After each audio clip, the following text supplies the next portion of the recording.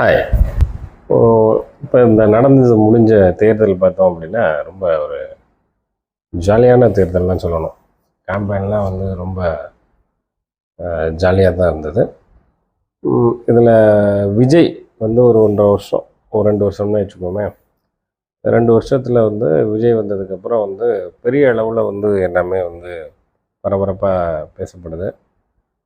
இப்போ விஜய் வந்ததுக்கப்புறம் முக்கியமா வந்து ஒரு விஷயம் சொல்லப்படுறது என்ன அப்படின்னா, நீங்க புதுசா வந்தவருக்கு வாய்ப்பு குடுத்தா தானே வந்து ப்ரூவ் பண்ண முடியும். ஒரு மாற்றம் வேணும். என்ன மாற்றம், ஏது மாற்றம் அப்படிங்கிறது வேற விஷயம். இப்போ வந்து உதாரணத்துக்கு, அ இப்ப இருக்கிற ஆட்சி மேல வந்து பல குறைகள் வந்து இருக்கலாம். இப்ப வெளிப்படையா சொல்லணும் அப்படின்னா, லஞ்சம், ஊழல் எல்லா ஆட்சிகள்லையுமே அது இருக்கு.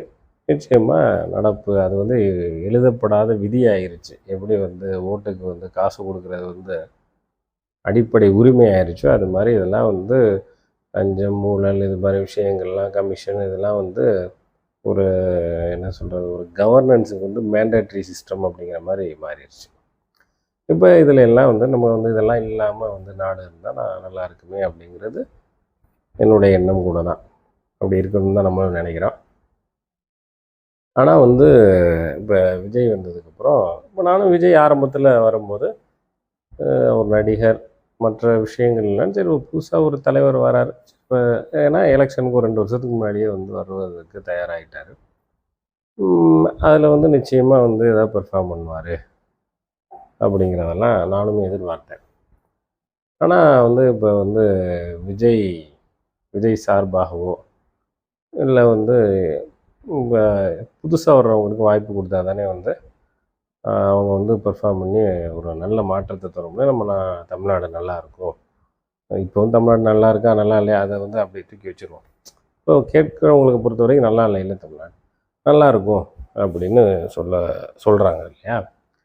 இப்போ புதுசா வர்றவங்களுக்கு என்னுடைய கேள்வி என்னன்னா, நான் ஏன் வாய்ப்பு தரணும்? புதுசா வர்றவங்களுக்கு நான் ஏன் வாய்ப்பு தரணும்? முதல்ல நான் புதுசா வர்றேன், எனக்கு வாய்ப்பு தாங்க அப்படின்னு ஒருத்தர் கேட்டாலே, அவர் நம்மளோடயே இல்லன்னு தானே அர்த்தம்.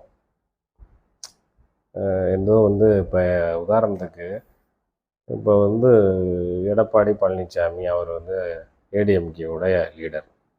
இப்போ ஸ்டாலின், கலைஞர் முன்னாடி வச்சுக்குவோம். இவங்க நம்ம அடிக்கடி வந்து விஜய் கூட வந்து அண்ணா, எம்ஜிஆர்லாம் சொல்றாங்க. அப்போ வந்து